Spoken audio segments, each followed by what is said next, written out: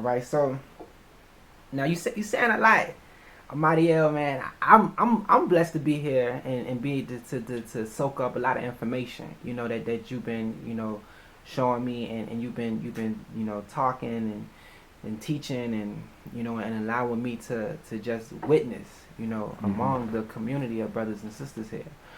So now with the Hebrew Israelites as a totality, do you think we can come together in these times? Do you think we can do that? And if so, why or why not?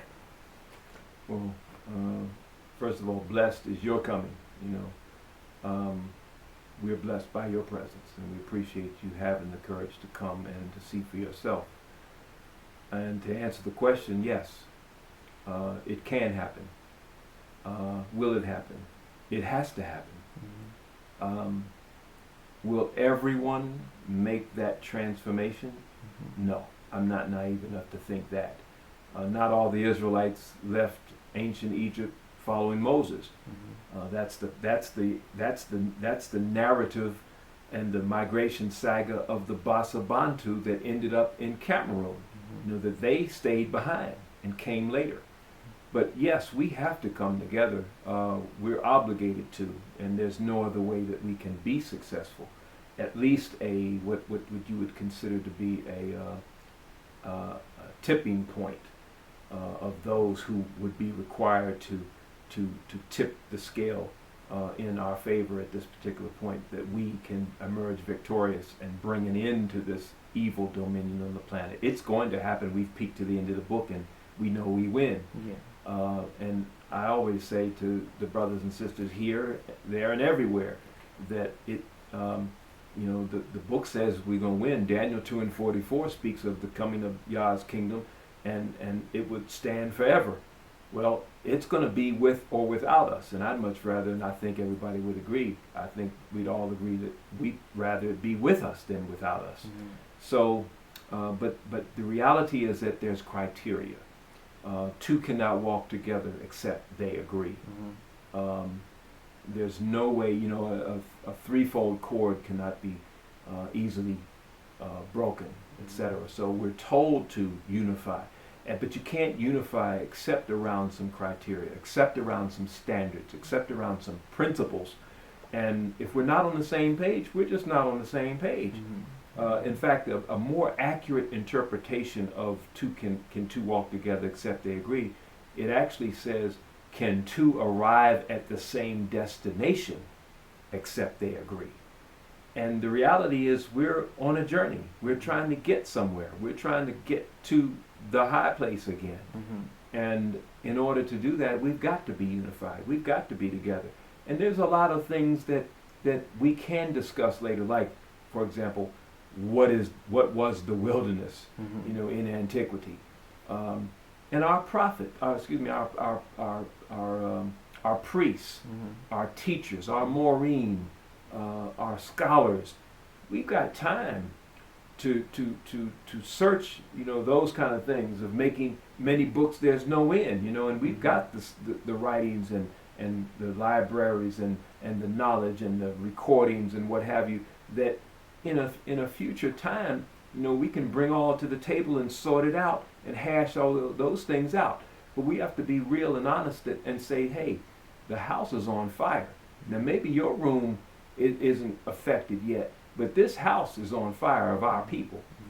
In the captivities, as we not so fondly refer to America, the lands of the great captivity, that's all America could ever be for us. But to think that deliverance is going to come from the sky, again, I would admonish the brethren to consider that they're still thinking in Greco-Roman terms. They're still infected by a Jesus culture. Even if we might be calling him Yeshua, we might or Yahweh, we might paint him black. He might not be wearing the Roman toga like the pictures that we grew up with, in our Bibles and on the walls of the churches and homes and what have you.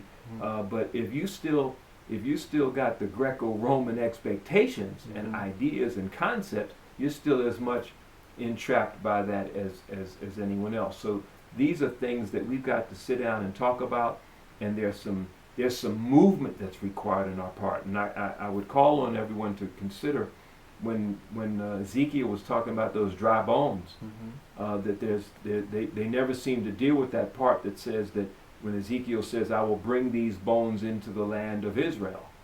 And then he says, and then will I sprinkle clean water upon you. So the process of the new water, the new doctrine, the new teachings, the cleansing, the awakening, a lot of times when you wake up, you splash that water in your face and you can, you back up, that process is intimately connected with this land.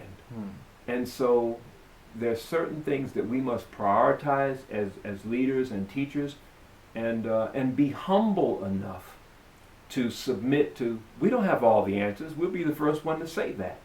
We don't have every piece of everything. We don't know it all relative to this vast universe of knowledge and experience that we've been blessed with our family. But hey, let's bring these bones all together and take advantage of the collective synergetic power of the whole. That's what we embody here. And we welcome that. We look forward to that. But we know that humility is not something to be fearful of. Humility is simply power under control. And anyone who ever met Ben-Ami, and there have been brethren who, Moreh Mishael out of New York, Prince Daniel out of Chicago. Moreh Mishael said something. He said, he didn't agree with us being in Israel at the time, and was very negative about it, as were many other of the Israelite leaders, were preaching against us. It wasn't time. We shouldn't be here. Ben-Ami moved too soon, what have you. But he humbled himself, and he came to Israel, and he recanted that. And he had this to say. He still didn't agree with everything, but he said he had never met a man more humble than Ben-Ami. But humility, again, is power under control. And we just have to be disciplined as a people and recognize that, hey, we're not your enemies. We're not your enemies. We can't make one another the enemies. We have to know that there is an external enemy that comes in the idea of thought and spirit and culture. And we have to be open and honest about that. So we've got to come together. We've got no choice. I like how you put it. I mean, it's a burning house. Because your room ain't on fire yet, we still have to come together to find out how to put this fire out. Because at the end of the day, if we don't, the whole house is going to event. But the house. I'm one of them field Negroes that Malcolm was talking about, because the house is not our house. Okay. It's not our house. It's the master's house, and we fan in the fire, and we actually literally see ourselves as those who are responsible. I mean, Canada's burning up right now. State of Washington's burning up right now. Hawaii just burned up. We the elements, and right after the fires, now you got a hurricane, not in Florida. A hurricane is hitting South California now. So the elements are fighting back, and we are in oneness. When Marcus Garvey said, "I will come back in the whirlwind," well, that's the same thing that Isaiah says, "I will not meet thee as a man, but a destroying wind." And so the wind, the fire, the heat, the drought, the floods, all of these things are part of the universal corrective force that is really under the control of the sons and daughters of Yah. That when we come and align ourselves, the Creator is going to come and assist us in that process. And how will He manifest that power? Through His elements. And so I've been meditating on this the last couple days. We're not worried about the planet. Climate change is real, but we're not worried about the planet. We're worried about the people on the planet. the planet is intelligent, and the planet is fighting back against this unholy dominion that wants to. I mean, when the ice started melting in the Icelandic region, in the northern areas, in Greenland and Iceland, what did they do? Did they get concerned about it? No, they started sending new oil exploration teams. Oh, we can now dig up here. We can find resources up here now. Greed, greed, greed. That's all it's built on. But we know that we, as the sons and daughters of Yah, have to identify ourselves as being friends of the planet. And the planet will recognize us as such. The birds will recognize us as their friends. They won't fly away from us. The animals are going to recognize us as friends. Plants are scientifically proven to have receptors and sense.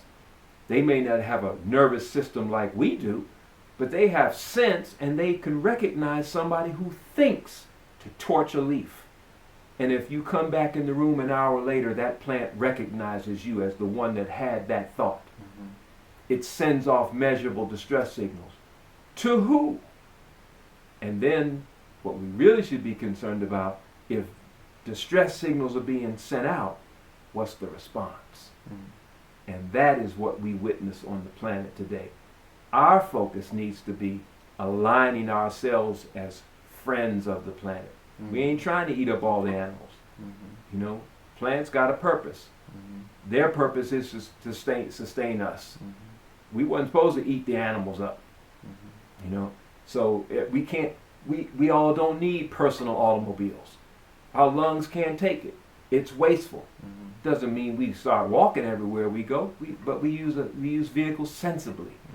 And if we perpetrate that idea and perpetuate that idea, then we will then put forth a lifestyle that will give humanity a choice. You know, got to have a couple words up in there. In any society, any community right now that wants to be sustainable, you got to have two words as part of your vocabulary, central part of your vocabulary: enough and to share. Got to do that. There's no other way that we as human beings are going to survive. But the earth is going to be all right. Wow. Interesting.